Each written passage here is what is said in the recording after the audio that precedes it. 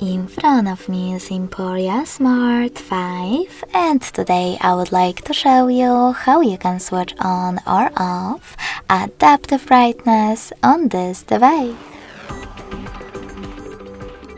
To begin by opening settings and scrolling down just a bit to access display. Now click on adaptive brightness over here and tap on this switcher next to it to turn it on or off. Thanks so much for watching. If you enjoyed this video, smash that like button, comment and subscribe. Bye!